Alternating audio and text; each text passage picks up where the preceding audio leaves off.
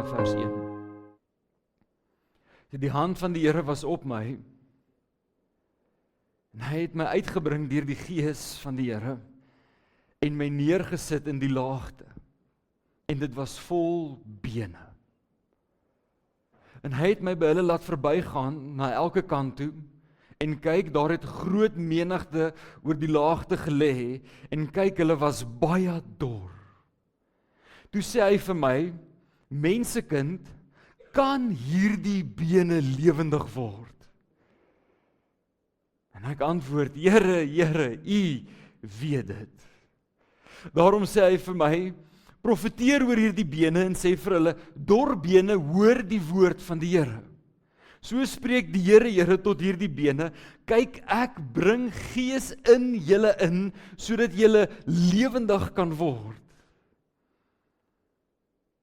En ek sal seënings op hulle lê en vlees oor hulle laat opkom, en 'n vel oor hulle trek, en gees in hulle gee, sodat hulle lewendig kan word, en julle sal weet dat ek die Here is.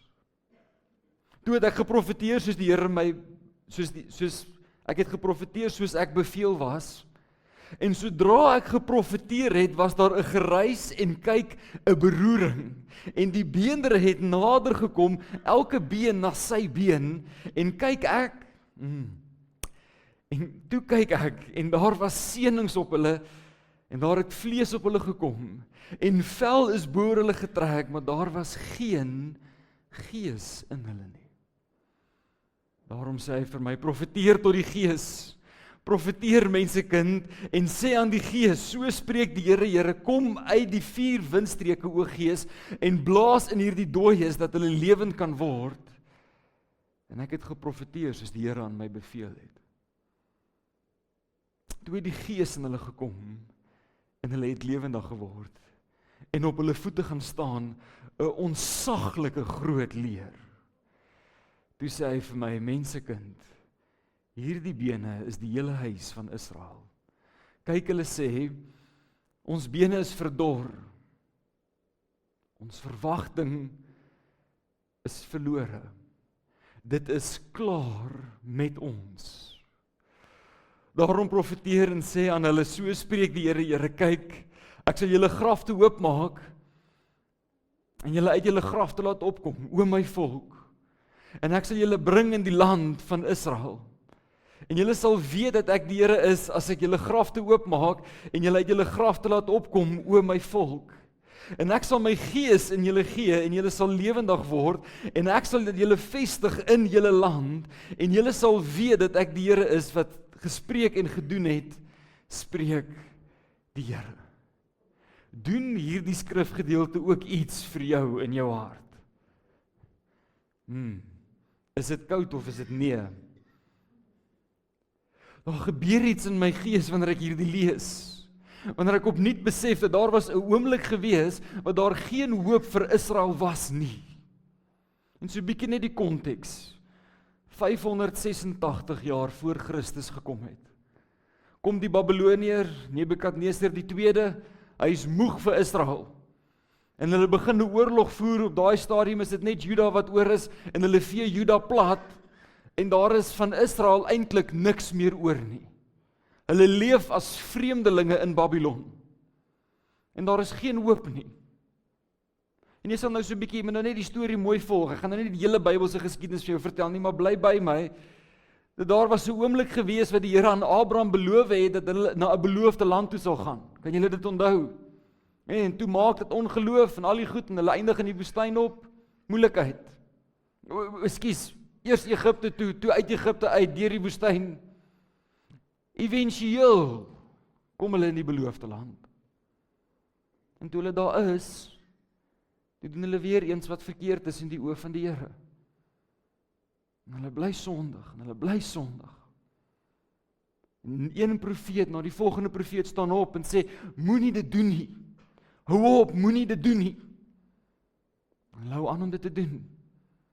En éventueel, ten spyte van die belofte van die Here, ten spyte van die feit dat hulle veronderstel is om die beloofde land te wees, kom die Babiloniërs.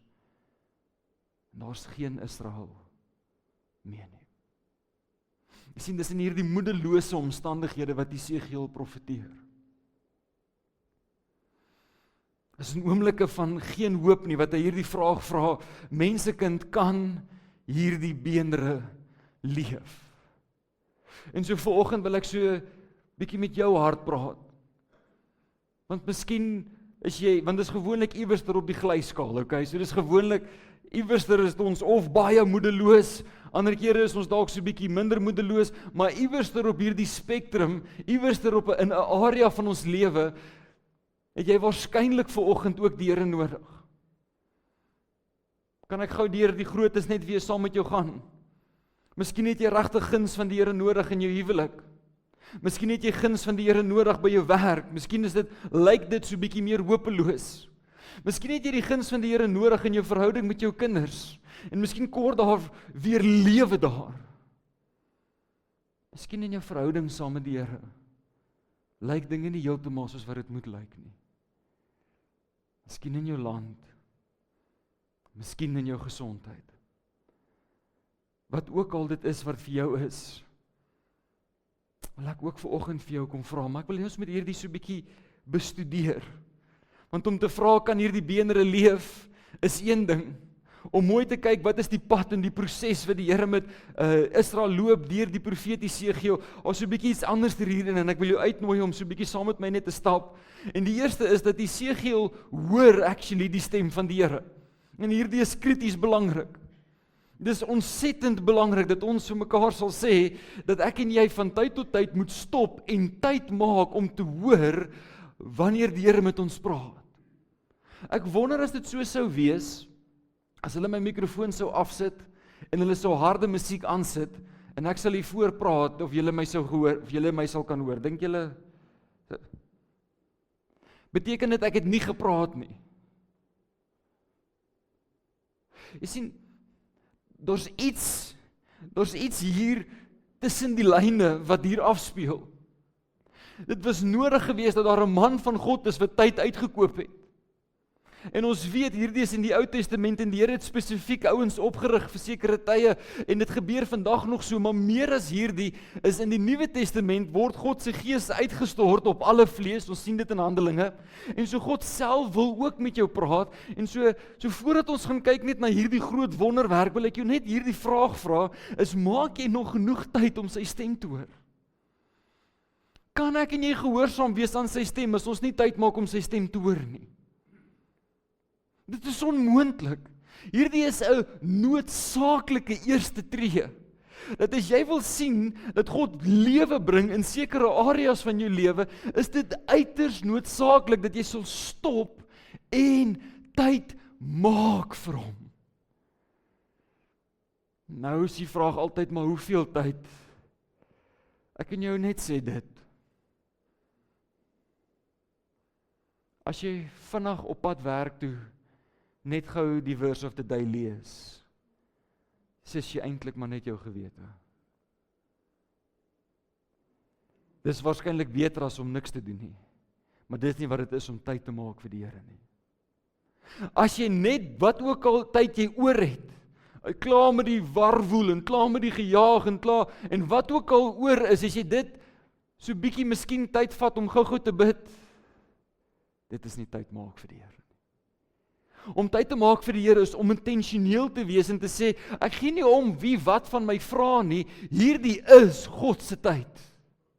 In hierdie tyd kyk ek nie na my foon nie, ek antwoord nie die oproepe nie, ek reageer nie op die krisis nie, hoekom nie? Ek het 'n afspraak met iemand, die belangrikste iemand in die hele wêreld, die koning van die koning, sit en wag vir my in my bidkamer, of in my slaapkamer, of in die sitkamer, iewers waar ek 'n plekkie het, wag die koning van die konings vir my, en ek is op pad soontoe, en dit maak nie saak wat gebeur nie, ek het nodig om daar te wees. Maak ons nog genoeg tyd? Ek wonder in die era waarin ons leef, waar ons die voorreg het om net so, jy weet, ons kry inligting net so. En ek loop na die dag in die kombuis en ek dink, ek's honger. 2 minute later te loop ek met 'n bak Prenetro uit. Net so. So vinnig is dit. Ja, hulle het die resep verander, hy is nie meer so lekker nie, maar is alright.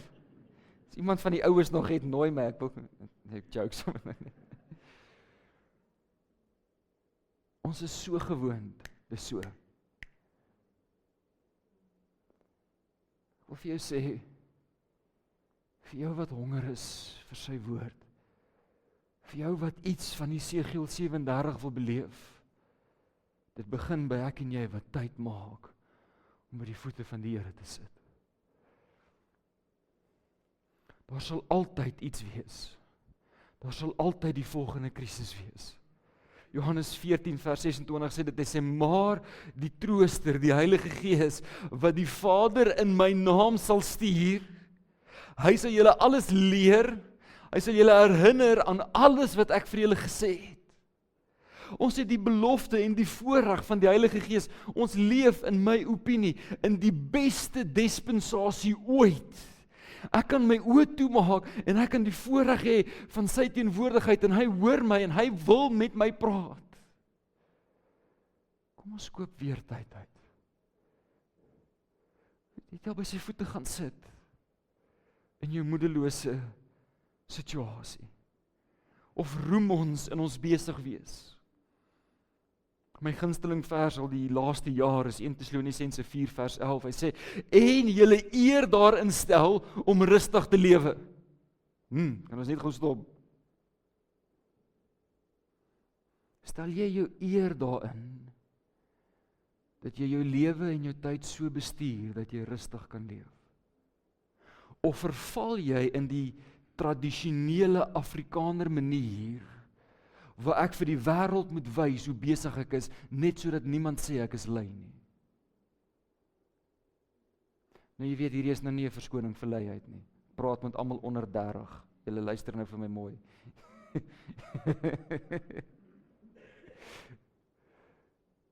Werk hard wanneer jy moet hard werk. Maar verheerlik die Here deur 'n rustige lewe. Hoekom? Sodat ek kan hoor wanneer hy met my praat. Dis hoekom was dit al so gewees? Ek hoop nie dis net met my wat dit so gebeur nie. Maar dit gebeur partykeer. Ek sit eendag in kuier saam met Merwis van der Merwe. En hy luister my uit en ek praat. Ek vertel hom met alles wat in die kerk gebeur en hoe besig ons is en waarmee ons besig is. En hy bly so rukkie stil, hy sê vir my, is dit jy al gehoor? As die vyand nie jou briek kan bykom nie, dan trap hy jou petrol. Ja. Het jy geweet, dat die duiwel kan jou roeping stop, deur jou eenvoudig net besig te hou? Daar's altyd iets. Daar's altyd iets. Ek wil jou aanmoedig volgende. Veral vir jou, wat nodig het, dat daar vars lewe kom in enige area van jou lewe. Ek wil jou aanmoedig, sit by die voete van die Here. Dit begin als by 'n intentionele keuse om te sê, hierdie tyd is God se tyd. En hier gaan ek sit en ek gaan hoor. En partykeer is dit moeilik. As jy vir 'n rukkie uit dit uit is, of jy het dit dalk nog nooit regtig gedoen of ervaar, dit kan partykeer so 'n bietjie stamp en stoterig oorkom. Ek wil jou aanmoedig, bly net daar. Moenie as jy gaan sit en jy hoor nie dadelik sy stem sê, wel, hierdie seker dan nie, bly net, wag op die Here, bou jou verhouding. Hy sê vir ons, sy skape ken sy stem. Hoe anders as hy wat met ons praat? Maar nie alleen behoort ons te hoor nie, maar ons behoort uit die aard van die saak ook te doen. Ek wil vanoggend vir jou sê, die geheim is nie een of ander magic rympie wat 'n ou oorsee vir jou gaan leer nie. Dis nie dit nie. Die geheim is nie om die Bybel oop te los iewers ter in 'n vertrek nie. Die geheim is nie, en hoor mooi wat ek sê, daar's niks fout met hierdie goed nie, maar die geheim is nie die olie aan die deurkosyne van jou huis nie. Dis nie die geheim nie. Dit help, dis wonderlik.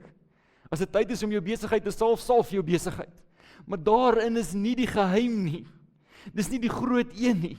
Wil jy weet wat is die groot een? Die groot een, die geheim, is om te hoor en dan te doen. En so hier's my vraag aan jou, wat dink jy sou in hierdie toneel afgespeel het, as Esegiel vir die Here gesê het, nee. As hy gesê het, sorry Here, ek profeteer nie. Wie van julle dink die bene sou bymekaar gekom het? Ek dink nie so nie. Hy sien hierdie visioen, en so ons weet dit gebeur nie fisies nie, so hy sien hierdie visioen, maar die Here sê vir hom profeteer, en dan kies hy om gehoorsaam te wees, om wel te profeteer. Maar bly nou by my, want hier is 'n belangrike aspek wat hier in die gang is. Okay. Ek wil net hê jy moet sien saam met my. So hy sê in vers 5, so spreek die Here tot hierdie bene, kyk, ek bring gees in julle, sodat julle lewendig kan word. Jy sien, reeds in vers 5, sê die profesie, hy bring sy gees in hulle, sodat hulle lewendig kan word. Jy is met my. Deel van die eerste aanvanklike profesie, deel van die eerste woorde wat Esegiel moet spreek, is dat hierdie bene gees in hulle sal hê. Maar let nou op wat gebeur in vers 9. Hy sê, daarom sê die Here vir my, profeteer tot die gees, profeteer mensekind en sê aan die gees, so spreek die Here, kom uit die 4 windstreke o Gees en blaas in hierdie dooies, dat hulle lewendig kan word. Sien jy wat ek sien? Sien jy dat die eerste keer het die Here gesê, profeteer hierdie, en volgens Esegiel sê hy het gedoen wat die Here gesê het. Maar toe kom die senings en die vel oor die bene, en die bene kom by mekaar, sê, maar daar was geen gees in hulle nie. Wou nou. Het God 'n fout gemaak? Nee, hy kan nie 'n fout maak nie. Maar hier's waar ek en jy baie keer die fout maak. Ons haak vas in vers 5, in steede van om in vers 9 weer gehoorsaam te wees. Ons haak baie keer vas in vers 5 en sê, maar ek het al vir die goed gesê, hulle moet gees kry. Ek het dit nou klaar gedoen. Ek het dit nou een keer gedoen en nou is dit klaar gedoen. En dan noem ons dit ongeloof as ek weer gaan. Hoor my seker, dit is nie ongeloof nie, ek pleit by jou. Moenie vashou aan daar, doen eenvoudig wat die Here vir jou gesê het, jy moet doen. En as jy dit al gedoen het, doen dit maar net weer. Hou aan om gehoorsaam te wees aan sy stem. Hou aan om deur te druk. Ek en jy kan nie die stryd verloor in vers 5 en sê, wel ek het nou maar gebid, as nou maar klaar gebid nie. As ek weer bid, dan sê, dis nie ongelowig nie. Ek kan jou herhaaldelik gaan wys in God se woord, hoe ons uitgenooi word om weer te gaan en weer te bid. Kan jy onthou op 'n stadium maak Jesus 'n blinde ou gesond? Kan jy dit onthou? Ja, toe sê hy, ek kan sien, maar die mense is hulle is soos bome. Sê nee, okay, ons bid weer. Dis gesond. Sal jy weer gaan? Sal jy weer gehoorsaam wees? Sal jy hom weer vertrou? Of is dit 'n geval van, wel ek het nou al gevra dat niks gebeur, ek gaan nie weer vra nie. Die Here gee vir Esegiel die opdrag om weer 'n keer te gaan profeteer. Ek wil jou regtig aanmoedig. Hoor en doen het. Kan ek net 'n storie vertel? Op 'n stadium in ons seisoen in Standerton is die badkamers is terrible. En veral die mansbadkamer, en die mansbadkamer het so by die voordeur ingesit. So jy kan nou dink, jy stap in die kerk en in die eerste reuk wat jy kry, jy lag 'n ryke mansbadkamer. En so nou worstel ons en ons sê nee, ons moet iets doen, ons kan nie so aangaan nie. Ons sê, alright, laat die manne inkom, hulle gee vir ons kwotasies. Dink dit soos R80,000 of iets om te doen. Nou hou ons kerkraadsvergadering en nou sien ons, okay, so, ons het nie R80,000 in die rekening nie. Ons gaan alles betaal wat ons gewoonlik moet betaal. En ons gaan met badkamers doen. En die som klop net nie. En die goed kom net nie by mekaar uit nie. Maar daar was 'n baie wyse ou gewees. Nou, ek gaan nou nie omgee as ek sy naam sê nie, maar as jy ooit vir Andries Maree raakloop, as jy ooit die voorreg het om in Standerton te kuier, sal jy 'n man raakloop wat weet wat dit is om te hoor en te doen. En ons sit in ons worstel en ons besluit, jy weet, val boeredag kom op, as ons 'n stalletjie vat en ons verkoop bietjie worsbroodjies, jy weet, dan kan ons hierdie goede. En op 'n stadium is daar 'n oomblik. Dit my vra, is dit, het die Here gesê ons moet dit doen? Ek sê in my hart is ek oortuig, dat die Here sê ons moet dit doen. Hy sê, dan moet ons dit doen. Alright, nou doen ons dit. Nou begin ons, ruk die goede uit, en ons gaan aan. Nou weet ons nie, goed, dit is so 'n novelonerige storie. Ek weet nie of julle weet waarvan ek praat nie, maar het is nie kruit nie. So die ou goeds uit, maar nou daar's nou niks nuwe goed in nie. Sondag kom een van die ander raadsouens na my toe sê, ons ry môre, ons gaan stad toe, ons gaan die goed koop. Ek sê, ja, great, ons ry môre. Ek weet nie waarmee nie, maar ons gaan die goed koop, is wonderlik.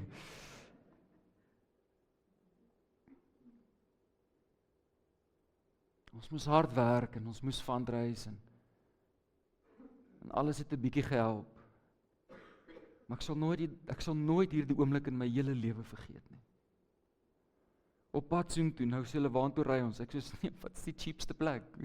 Jy weet, gaan sê nie, CTM. Alright, ons gaan CTM Tiles toe. Kom maar, nee, CTM het nie wat ons wil hê nie. En hy sê, nee, kom ons gaan Tile toe. Dan kyk ek vir die ander ou, nou sê hy, dit is die diergoede wat daar is. Ek sal nooit vergeet nie. Ons by daai massiewe deure inloop, gooi hulle presies die teels wat ons wil hê, vir spot goedkoop. Ek kan nie eens meer onthou wat was dit nie. Dit is die perfekte teels, vir next to nothing. Ons kan hulle koop. Ons laai daai caddy dat sy alie so lang. Hulle het nie die krane en die goede wat ons wil hê nie. Ons kom terug in Standerton en sê, wel, nou moet ons seker nou gaan kyk. Kom by die krane aan en sê, julle is nou net reg, Midas het krane op special. Krane is cheap. En so kan ek julle, ons het daai badkamers gedoen, ons het dieselfde saldo gehad toe ons klaar is. Die Here het vir ons net genoeg gegee om te doen wat ons moet doen. Ek wil vir jou sê, ek weet nie wat jou omstandighede is nie, maar as jy net gehoorsaam sal wees, as jy net sal hoor en sal doen, is daar 'n goeie kans dat jy dieselfde voorreg sal hê om die wonderwerke te sien gebeur, wat ek in my eie lewe gesien gebeur het, en wat in Esegiel se lewe ook gebeur het. Ek wil hê jy moet mooi hoor, want hierdie is eintlik die punchline van hierdie hele gedeelte. Ek wil hê jy moet mooi hoor, ja, ek en jy moet tyd uitkoop om by sy voete te sit, en ja, dis belangrik dat ek en jy sal gehoorsaam wees, dat hy moes 'n tweede keer gaan, en hy moes 'n tweede keer gaan profeteer het. En ek sien dit in Jesus se lewe ook, jy weet, wanneer hy sê in Johannes 5:19, hy sê, toe het Jesus geantwoord, en hy sê, ek sê vir hulle, ekskuus, voorwaar, ek sê vir julle, die seun kan niks uit homself doen, tensy hy die Vader dit sien doen het nie. Want alles wat hy doen, dit doen die seun ook net so. Jy sien, God word hier die bron van lewe, wanneer ek en jy genoeg tyd by hom spandeer, wanneer ons hoor wat dit is wat ons moet doen, wanneer ons uit gehoorsaamheid uit leef. Jy sien, die gevaar van Esegiel 37 is dit,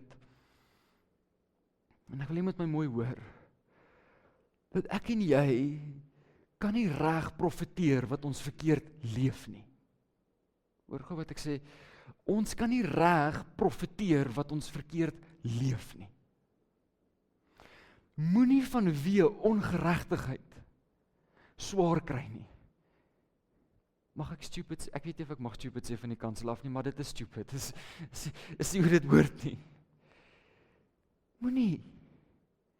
As jy weet, daar's ongeregtigheid in jou lewe, weet dit seker, dat die vyand sal elke sentimeter wat jy vir hom gee, sal hy gebruik. Moenie wonder daaroor nie, hy wil deel met ongeregtigheid. Maar hy is die groot een, en ek gaan jou los met hierdie volgende. Esegiel 37 wys vir ons, dat ons God spesialiseer in die onmoontlike. Hy sê in vers 14, die laaste vers wat ons gelees het, en ek sal my gees in julle gee, dat julle lewend kan word, en ek sal julle vestig in julle land, en julle sal weet, dat ek die Here is, dat ek die Here dit gespreek en gedoen het, spreek die Here. Kan ek jou vra, is Israel 'n land vandag? Dis nie 'n trick question nie. Weet jy wat beteken dit? Dit beteken die bene het bymekaar gekom. Dit beteken hierdie profesie is vervul. Nou ons sien die eerste glimpses daarvan hier 534. So die Babiloniërs, hulle kom gee die Israeliete pak. Julle is nou met my. Israel is verwoes. Is van hulle niks oor nie. Maar toe kom die Siriërs. Toe sê hulle nee, die Babiloniërs, hulle kan nie so kom koninkraai nie. Toe kom gee hulle die Babiloniërs pak. En toe is die Siriërs soos, wat maak julle hier? Gaan. Nehemia en Ester het die voorreg. 534 voor Christus, toe begin die proses. Nou daar was 'n paar oorloë nog daarna gewees en ek dink die volheid van hierdie profesie is in 1948 vervul, toe Israel weer erken word as 'n land. Maar koop jy hoor my? Koop jy hoor? Hy het dit gesien, hy het dit geprofeteer, hy het vir hulle gesê, moenie worry nie, moenie bekommerd wees nie, God sal julle weer vestig in julle land en hy sal sy gees vir julle gee.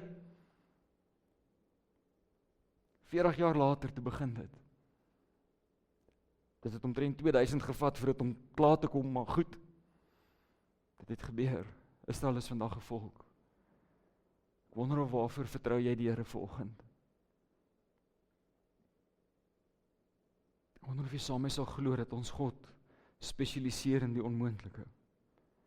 In Efesiërs 3 vers 20 sê hy, aan hom wat mag het om te doen, ver bo alles wat ons bid of dink, volgens die krag wat in ons werk. Glo jy? Moenie sê nooit nie. Moenie sê nooit nie. Ons dien 'n God van die onmoontlike.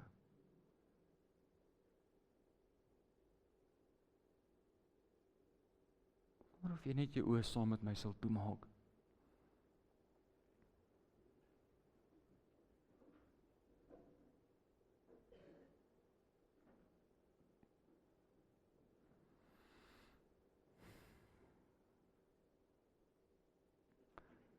Ek besef baie goed dat nie almal van ons wat hier sit, het 'n onmoontlike situasie voor hulle nie. Maar ek besef, hier is ook mense.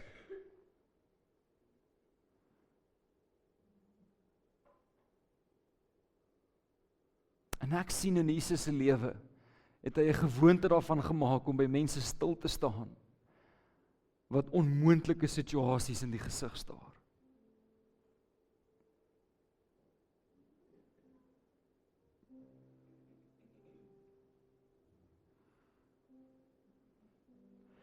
En ek hoop om vanoggend net jou gees op te tel vir 'n oomblik.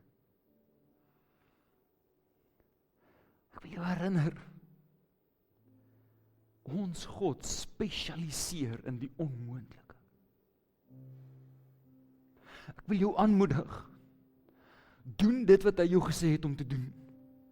Hoe onwaarskynlik of hoe moeilik dit ook al mag wees, wees gehoorsaam aan die stem van die Here. Ek wil jou uitnooi. Doen weer moeite in jou binnekamer, daar waar niemand kan sien nie. Ons wen nie die stryd in die publiek nie. Ons wen die stryd in ons binnekamer. Die woord van die Here sê, en jou Vader,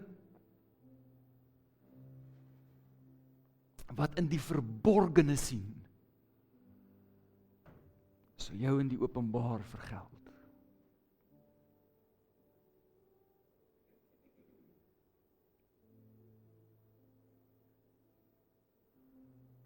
Wil jy nie net daar waar jy sit,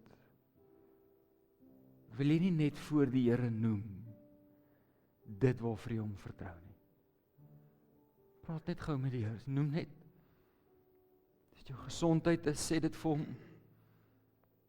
as dit jou huwelik is, sê dit vir hom, as jy die Here vertrou vir deurbraak in jou besigheid of finansies,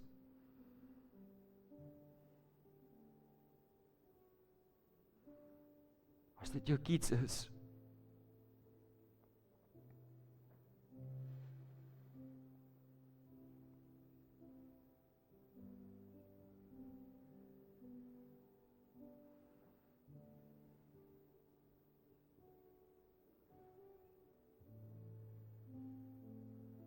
kom ons bid net saam. En Here, U weet wat elke een van ons se behoefte is.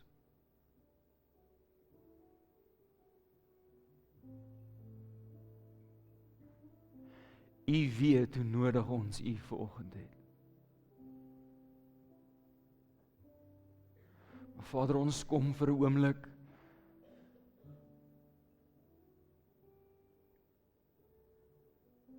Here, en ons kies om nie te kyk na ons omstandighede nie. Ons kies, Here, om U te erken as die een bo ons omstandighede.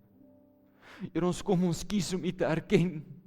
Here, dat U by vermoë is om ver meer te doen as wat ons ooit kan bid of kan dink. En Vader, dankie dat ek U in hierdie oomblik kan vra vir lewe in die naam van Jesus. Vader, ek wil bid dat 'n harde harte sal sag word in hierdie oomblik om te ontvang uit U hand uit.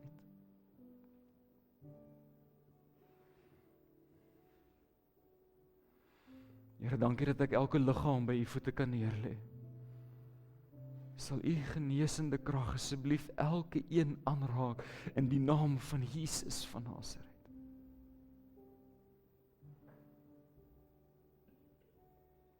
Here, wat daar hartseer en gebrokenheid is en groot teleurstelling,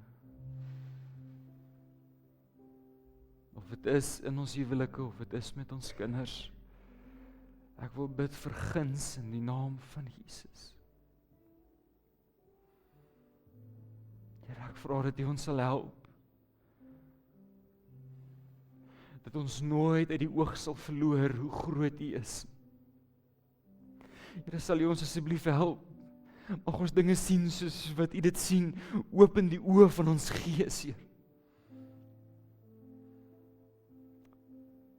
Dat ons met verligte oë van ons verstand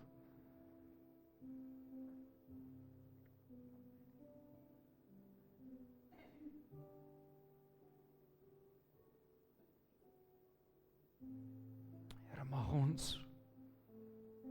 ons gehoorsaam wees, selfs wanneer ons nie verstaan nie.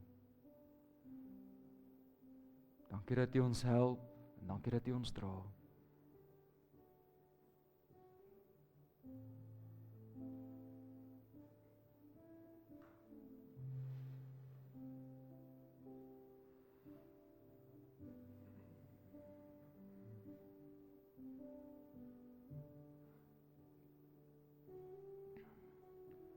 Bid dit in Jesus naam.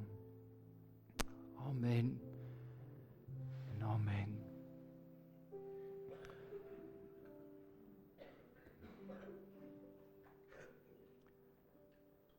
Ek wil hê jy moet hoor.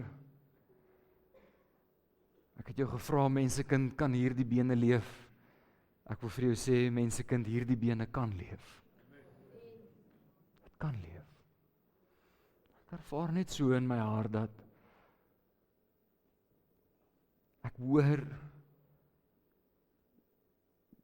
hier is mense wat net vra hoe, jy weet net soos hoe moet ek, waar moet ek begin? As jy, so die realiteit is, jy begin net. Jy stel jou alarm en jy staan op, en jy begin net. Maar as jy voel, luister, ek het dit al gedoen, ek verstaan nie wat ek lees nie, hier's manne en vroue in die kerk, wat genoeg omgee, wat regtig saam met jou op pad sal loop.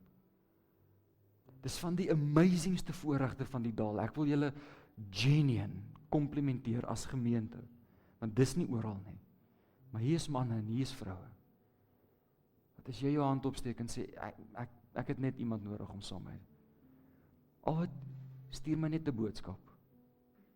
Jy kan my na diens vang ook as jy wil. Dan gaan jy connect met iemand. Hulle sal saam met jou bid, hulle gaan incheck saam met jou in die oggend. Hulle sal die pad saam met jou loop, jy hoef dit nie alleen te doen nie. Soos jy net voel, kort rarig net, korte boetie of 'n sussie wat by my sal inhak en saam sal gaan. Ons is hier, ons sal dit doen. Amen.